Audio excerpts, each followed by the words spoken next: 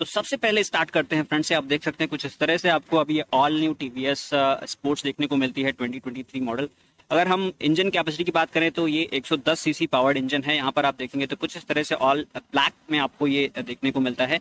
और ये colour specially जब से आया है मुझे लगता है इसके सेल्स फिगर काफी बढ़ गए हैं, क्योंकि काफी लोग इस तरह के मतलब ऑल ब्लैक या फिर ऑल सेम कलर मॉडल को ज़्यादा पसंद कर रहे हैं। तो इस तरह से आप रेड या ब्लैक या और भी कलर ऑप्शंस हैं जिसमें आपको इस तरह से एक प्लेन व्हीकल देखने को मिलेगी। अगर हम यहाँ पर अब दिखाने की कोशिश करें तो कुछ इस तरह से आपको स्पीडोमीटर देखने को मिलता है।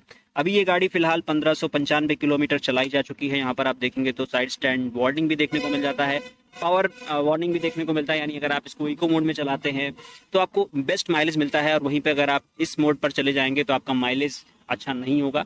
और ये इसलिए आपको बार बार यहाँ से ये आइडिया लगता रहेगा कि आप एक माइलेज मोड में चल रहे हैं या फिर आप पावर मोड में चल रहे हैं। यहाँ पर आप अपने फ्यूल गेज को देख पाएंगे, जिससे आपको ये आइडिया लगेगा कि अभी कितना आपके पास फ्यूल बचा हुआ है। और कुछ इस तरह से आपको यहाँ पर स्पीडोमीटर देखने को मिलता है जो पूरी तरह से एनालॉग है, और 140 किलोमीटर तक का यहाँ पर इंडिकेशन है। बट ऑफकोर्स ये 100 एंड 120 के आसपास इजीली जाती है, जो आपको जनरली नहीं चलाना होता है किसी भी कंडीशन में। अब आप देखेंगे तो कुछ इस तरह से आपको यहाँ पर टीवीएस की बैजिंग है, जो पूरी स्टील कलर कॉम्बिनेशन का, यहाँ पर ब्लैक एंड स्टील का कॉम्बिनेशन का इस्तेमाल किया गया है। और कुछ इस तरह से ये आपका कलर है जो ऑल ब्लैक थीम का कलर है। यहाँ पर आप देखेंगे तो आपको छोटा सा एक यहाँ पर हॉर्न का दिखाई पड़ता है। अगर हम एक बार आपको बजा करके सुनाने की कोशिश करें तो कुछ इस तरह से आपका हॉर्न बजने वाला है इस टीवीएस स्पोर्ट्स में। यहाँ पर आपको ETFI की बैजिंग है, इको थ्रस्ट लिखा हुआ है, यानी इनकी टेक्नोलॉजी है जिसका इस्तेमाल आपको इस इंजन में देखने को मिलेगा। और यही सब रीजन है जिसकी वजह से आपको यहाँ पर बेस्ट परफॉर्मेंस एंड माइलेज देखने को मिलता है। यहाँ पर आप देखेंगे तो टीवीएस की बैजिंग इंजन पर है, और यहाँ पर आपको गियर देखने को मिलता है। गियर अभी पैटर्न में कोई चेंजेस नहीं है, आपको सिमिलर काइंड ऑफ पैटर्न देखने को मिलेगा पुराने वेरिएंट से।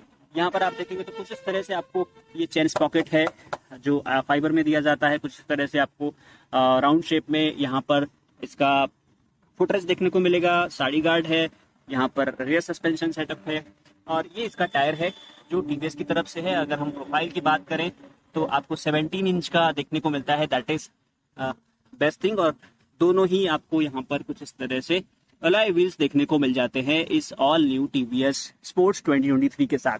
अगर हम बात करें यहाँ पर तो ये इसका सीट कवर है जिसको ऊपर से लगाया गया है। कुशनिंग काफी अच्छा है। लंबी जर्नी में ऐसे बजट गाड़ियां आपको कहीं से भी कोई प्रॉब्लम नहीं देती हैं, क्योंकि सीटिंग पोस्चर, सीटिंग पोजीशन मुझे पर्सनली ऐसी गाड़ियों का ज्यादा पसंद है as compared to sports bike, जहां पर एरोडायनेमिक जरूर होती है गाड़ियां बट बैठने में इतनी कंफर्टेबल नहीं है।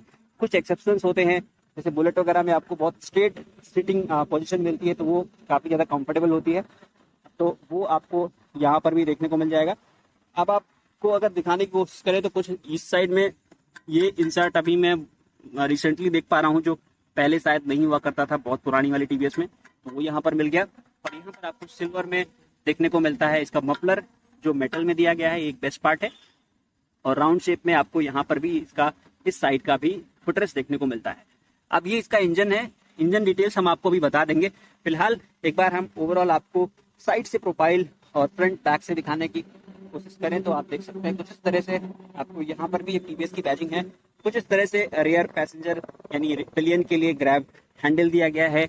हेलोजन में आपको इंडिकेटर्स देखने को मिलते हैं, हेलोजन में ही आपको टेल लैम्प देखने को मिलता है, रजिस्ट्रेशन प्लेट की जगह है। और कुछ इस तरह से आपको यहाँ का पीछे का आपको टायर देखने को मिलता है।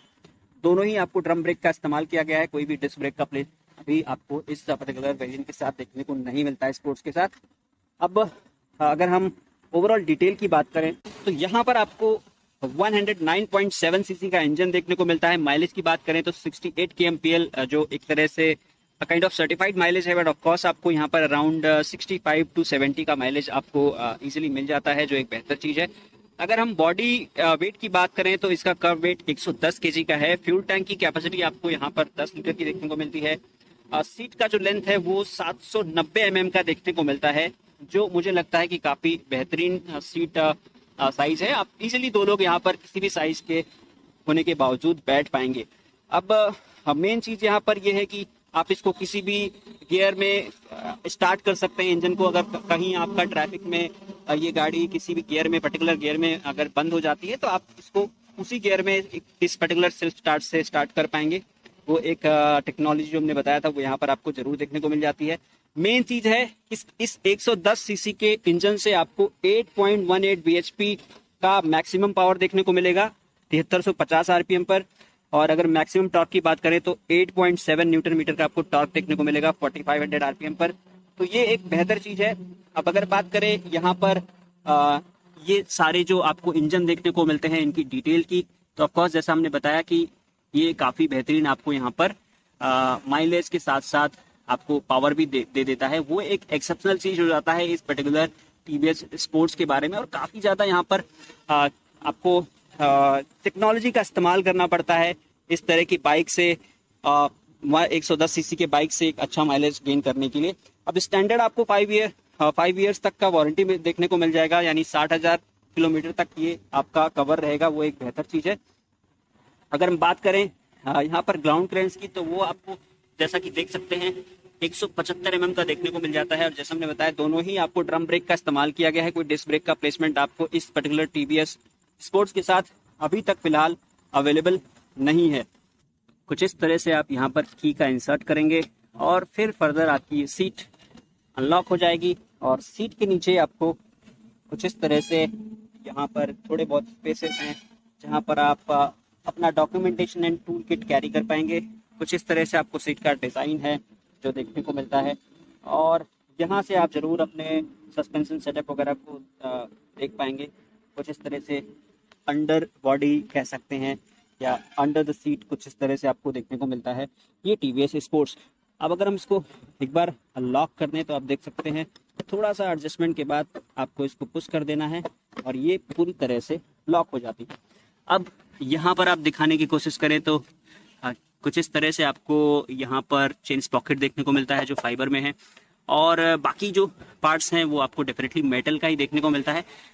टीवीएस की ही तरफ से आपको टायर्स देखने को मिलते हैं। हाँ जरूर यहाँ पर किक और आप सेल्फ स्टार्ट में चुनाव कर सकते हैं। कुल मिला के 3 वेरिएंट्स आपको देखने को मिलते हैं इस पर्टिकुलर टीवीएस स्पोर्ट्स का। आई होप इसका राइवल आप समझ गए होंगे कुछ हद तक।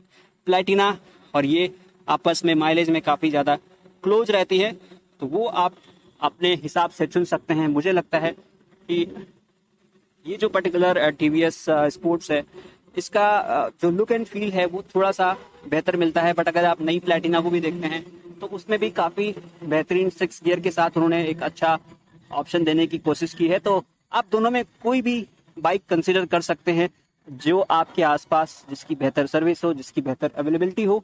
आप उस इन दोनों में से कोई भी चुनाव कर सकते हैं। और कोई खासा कंपटीशन मुझे इसका नहीं दिखता है मार्केट में। प्राइसिंग भी काफ़ी ठीक ठाक है। आपको 69,000 एक शोरूम देखने को मिलता है जो कहीं ना कहीं आपको 70, 75 या 80 तक में आपको ऑन रोड ऑल इंडिया मिल जाएगी। तो इस पर्टिकुलर प्राइस पॉइंट पर आपको ये कुछ ऑप्शन ही देखने को मिलते हैं जिसमें आप अगर कंफ्यूज हैं तो जैसा हमने बताया कि आप किसी भी तरह से चुनाव कर सकते हैं। क्योंकि ऐसे सदाबहार गाड़ियों में आपको बहुत ज़्यादा सोचने की जरूरत नहीं होती क्योंकि ऑफकोर्स इनकी रिलायबिलिटी है। 20 साल से इसी नाम से इसी तरीके से ये बिकते चले आए हैं। और अगर आप स्पोर्ट्स को देखेंगे तो मुझे लगता है कि पिछले 10 साल से कोई मेजर चेंजेस नहीं है। डिज़ाइन में ही आपको कोई मेजर चेंज नहीं है। इसको इसी तरह से ही लोग पसंद करते रहे हैं। थोड़ा बहुत जो यहाँ पर टीवीएस ने इसके साथ कुछ छेड़खानी की है, कुछ अगर बदलाव किया है तो इसके कलर कॉम्बिनेशन वगैरह में ही किया है। तो अब आपको ये पर्टिकुलर डिज़ाइन देखने को मिल जाता है ऑल ब्लैक या ऑल कलर्ड मॉडल कह सकते हैं, जो आपको रेड कलर में भी देखने को मिल जाएगा। यहाँ पर आपको अभी एक लाइट देखने को मिल रही है जो बेसिकली इसका साइड स्टैंड का वार्निंग है। अगर हम एक बार स्टैंड को कुछ इस तरह से हटा देते हैं तब आप देखेंगे ये वार्निंग लाइट यहाँ से हट चुकी है और अब ये यहाँ पर नहीं शो रही है। तो यही वो कंडीशन है जब आप इस बाइक को इग्नाइट कर पाएंगे। अगर आपको इसको स्टार्ट करना है तो सिंपली आपको एक क्लच प्रेस करके और इसको स्टार्ट कर देना। अगर हम एक बार लाइट्स दिखाने की कोशिश करें तो कुछ इस तरह से आप देख सकते हैं यहाँ पर आपको फ्रंट में इसका ये इंडिकेटर देखने को मिलता है और ये सामने से आपको कुछ इस तरह से इसका लाइट का थ्रो का भी आइडिया लगता है। काफ़ी बेहतरीन यहाँ पर आपको लाइट वगैरह मिल जाती है जो हमेशा से अच्छी रही है। तो उसमें कोई मेजर चेंजेस नहीं है, फिर भी आपको यहाँ पर बदलाव नहीं मिलता। अगर बदलाव मिलेगा तो आपको इसकी आवाज़ और अब आपको ये डेफिनेटली फील होने वाला है कि कहीं ना कहीं आप पहले से ज़्यादा पावरफुल टीवीएस स्पोर्ट्स चला रहे हैं क्योंकि अब ये 110 की हो चुकी है।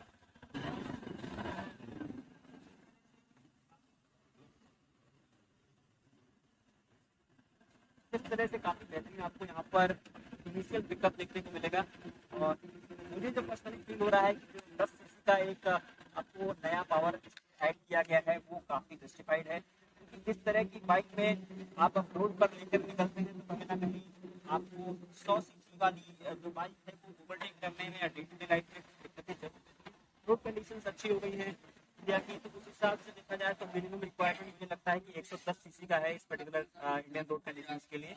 तो आई होप फ्रेंड्स आपको ये डिटेल्स पसंद आई होंगी। अगर अभी तक आप वीडियो को देख रहे हैं तो लाइक बटन जरूर प्रेस कर दीजिए और मोस्ट इंपॉर्टेंट थिंग चैनल को सब्सक्राइब कर लीजिए।